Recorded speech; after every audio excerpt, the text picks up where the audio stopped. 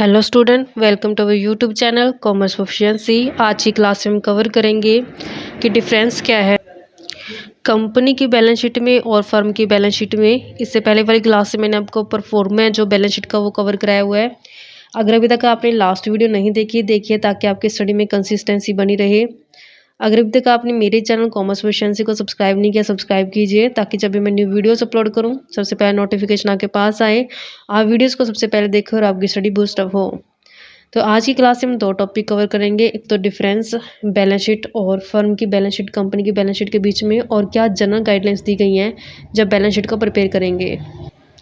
Starting से लेकर video and तक ज़रूर देखिए, ताकि आपका कोई भी मेन पॉइंट है जो स्किप ना हो। क्योंकि जब भी बैलेंस शीट बनाई जाएगी तो जनरल गाइडलाइंस जो दी गई है उनको फॉलो किया जाएगा, कुछ पॉइंट्स को ध्यान में रखा जाएगा। तो ये मस्ट है हमारे लिए पढ़ना। तो पहले डिफरेंस कवर करते हैं। कहते हैं कंपनी की बैलेंस शीट और फर्म की बैलेंस शीट में डिफरेंस क्या है कि सबसे पहले जो फॉर्मेट होता है और कंटेंट होते हैं। कंपनी के बैलेंस शीट के अंदर जो फॉर्मेट होता है और जो कंटेंट होते हैं, तो वो किसके अकॉर्डिंग होने चाहिए, जो शेड्यूल थर्ड पार्ट 1 कंपोनेंट 13 के अंदर दिया हुआ है, जो अभी हमने पढ़ा था लास्ट क्लास के अंदर। लेकिन जो फर्म की बैलेंस शीट होती है तो यहाँ पे कोई भी ऐसा स्टैट्यूटरी फॉर्मेट नहीं बनाया गया, कोई भी इसका प्रिस्क्राइब कंटेंट नहीं है बैलेंस शीट बनाने का। जब हम फर्म की बैलेंस शीट बनाएंगे तो फिगर ऑफ प्रीवियस ईयर के जो फिगर्स होते हैं प्रीवियस ईयर की must also be given against each figure of current year. तो जब हम कंपनी की बैलेंस शीट बनाएंगे तो हम दोनों ईयर्स को उठा के चलेंगे, करंट ईयर को भी और प्रीवियस ईयर को भी। लेकिन यहाँ पे जो फिगर होती है प्रीवियस ईयर की वो ज़रूरी नहीं होती जब हम बैलेंस शीट बनाएंगे फर्म की। कहते हैं ऑर्डर ऑफ परमानेंस और लिक्विडिटी। कहते क्या ऑर्डर रहेगा, परमानेंस का या फिर लिक्विडिटी का। क्या जो कंपनी की बैलेंस शीट होती है वो प्रिपेयर की जाती है इन ऑर्डर ऑफ परमानेंस के ऑर्डर के बेस पे, जबकि जो फर्म की बैलेंस शीट होती है वो प्रिपेयर की जाती है परमानेंस और लिक्विडिटी दोनों बेस के ऊपर। जब वर्टिकल फॉर्म और हॉरिजॉन्टल फॉर्म, जो कंपनी की बैलेंस शीट बनाई जाती है वो वर्टिकल फॉर्म में बनाई जाती है, जबकि जो फर्म की बैलेंस शीट बनाई जाती है जनरली इन हॉरिजॉन्टल फॉर्म में जो बनाई जाती है। अब इसकी कुछ गाइडलाइंस आती हैं बैलेंस शीट की, तो एक एक करके कवर करते हैं हम। जनरल इंस्ट्रक्शन है जो बैलेंस शीट को प्रिपेयर करने के, सबसे पहले आती है an asset shall be classified as current, यानी कि किस असेट को हम करंट असेट बोलेंगे। तो उसके लिए कुछ क्राइटेरिया दिया गया, यानी कि ये 3 पॉइंट दिए गए हैं। जब ये 3 पॉइंट सेटिस्फाई हो जाएंगे तब हम उस असेट को करंट असेट की कैटेगरी में ट्रांसफ़र कर देंगे।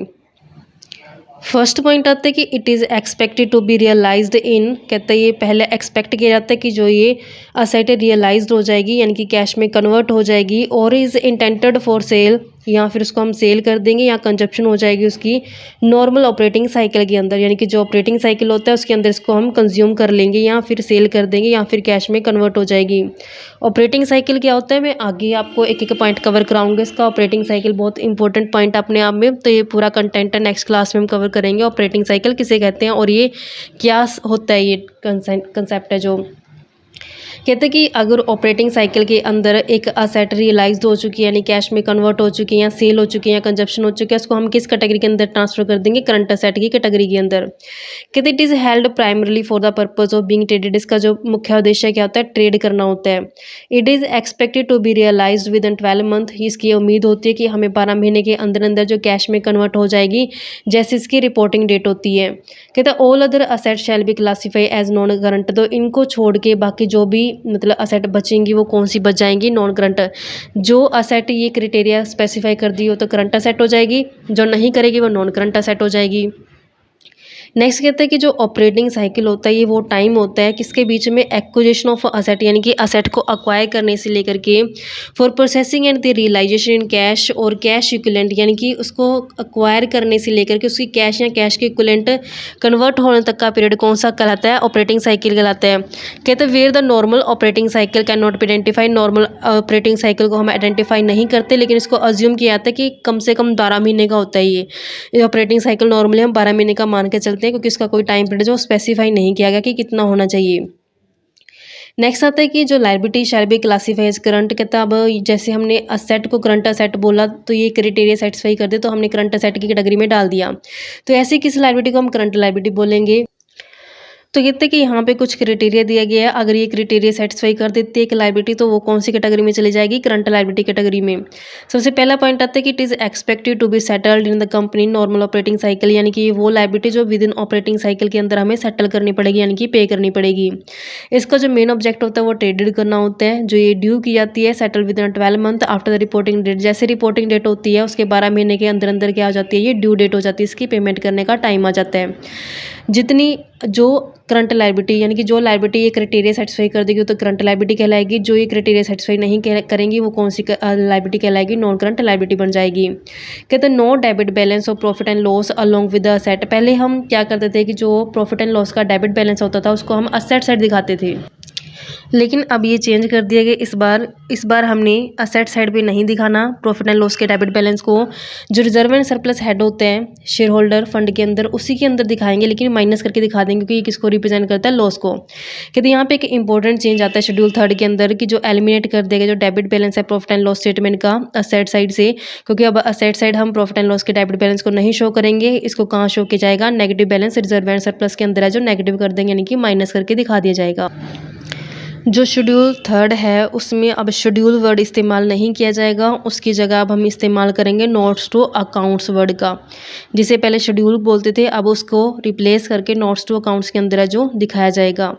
Schedule 3 require that on the face of the balance sheet and statement of profit and loss only one amount shall be shown against each item and detail of that item shall be given in note relating to the item. कहते हैं जब हम balance sheet या फिर profit and loss बनाएंगे उसमें सिर्फ एक सिंगल अमाउंट दिखा दी जाएगी, उस अमाउंट से रिलेटेड जो इन्फॉर्मेशन होगी वो हम कहाँ दिखाएंगे, नोट्स टू अकाउंट्स के अंदर जो दिखाया जाएगा। नोट के अंदर सारी इन्फॉर्मेशन दे दी जाएगी कि वो जो अमाउंट आई है कैसे आई है। जैसे एग्जाम्पल के लिए कहता है शेयर कैपिटल है उसको शो किया जाता है, सिर्फ एक अमाउंट आती है जब हम बैलेंस शीट के अंदर दिखाते हैं। फेस जो होता है उसका बैलेंस शीट का राइटिंग नंबर 1, जैसे मान लो कि उसको नोट नंबर 1 कॉलम के अंदर दिखाया गया तो उसको नोट अकाउंट्स के अंदर नोट 1 दिखा करके बैलेंस शीट के अंदर उसको 1 नोट के अंदर जो दिखा दिया जाएगा। यानी कि जब हम शेयर कैपिटल को बैलेंस शीट के अंदर दिखाते हैं तो शेयर कैपिटल क्या होती है, एक सिंगल अमाउंट होती है जो हम दिखाते हैं, लेकिन जो उसका बायोडाटा होता है सारा ऑथराइज कैपिटल कितने उसकी सब्सक्राइब है पेड अप है वो सारा जो दिखाया जाता है नोट्स टू अकाउंट्स के अंदर दिखाया जाता है। तो जब हम बैलेंस शीट के अंदर उसको रिप्रेजेंट करते हैं तो उसके आगे नोट दिखा देता है कि किस नोट के अंदर उसका जो सारा डिटेल उसकी दी गई है। नेक्स्ट जो चेंज आया इस बार वो कहता है कि जो schedule 3 if balance sheet is to be prepared for example कहता है अगर बैलेंस शीट बनाई गई एग्जांपल के लिए 31 मार्च 2020 की, तो जो डेट होती है बैलेंस शीट की वो स्टेट की जाएगी as at 31 March 2020 and not as on 31 March 2020। यानी कि अब हमें इसे एज ऑन की जगह क्या दिखाया जाएगा, एज एट 31 मार्च है जो उसको दिखाया जाएगा। दिस इज़ बिकॉज ऐसा इसलिए किया जाता है क्योंकि जो ये वर्ड ऑन है इस्तेमाल किया जाता है किसको रेफर करते हैं, ये ऑन वर्ड की जो इंटायर ड्यूरेशन है और the day of considering 24 hours whereas the word कहता है जो ऑन होता है वर्ड रिप्रेजेंट करता है इंटायर ड्यूरेशन को, एक दिन जिसमें 24 घंटे होता है उसकी पूरी ड्यूरेशन को ये रिप्रेजेंट करता है। जबकि जो एट वर्ड होता है वो रेफर करते हैं एक पार्टिकुलर पॉइंट ऑफ टाइम को। Since the balance sheet is prepare करता है जो बैलेंस शीट बनाई जाती है to depict the financial position of the enterprise at a particular point of time पे, यानी कि जो बैलेंस शीट बनाई जाती है वो किसकी बनाई जाती है, पॉइंट ऑफ टाइम की, एक पार्टिकुलर पॉइंट ऑफ टाइम की बनाई जाती है। That is at the end of the day या फिर बिजनेस आवर्स का जो एंड ऑफ द डे बनाई जाती है। एट द वर्ड एट कहते हैं कि जो वर्ड एट होता है वो यूज़ किया जाता है इंस्टेड ऑफ ऑन, ऑन की बजाय अब क्या वर्ड इस्तेमाल किया जाएगा, एट वर्ड इसकी जगह इस्तेमाल किया जाएगा। तो इस तरीके के कुछ पॉइंट्स है जो हमें कंसीडर करने पड़ेंगे जब बैलेंस शीट प्रिपेयर की जाएगी। आई होप कि आपको क्लियर हो गया होगा। ऐसे नेक्स्ट वाली क्लास में हम कवर करेंगे एक्सप्लेनेशन क्या बनती है इसकी। तो ऐसे रेगुलर वीडियो देखने के लिए आप मेरे चैनल कॉमर्स प्रोficiency को सब्सक्राइब लाइक एंड शेयर करें।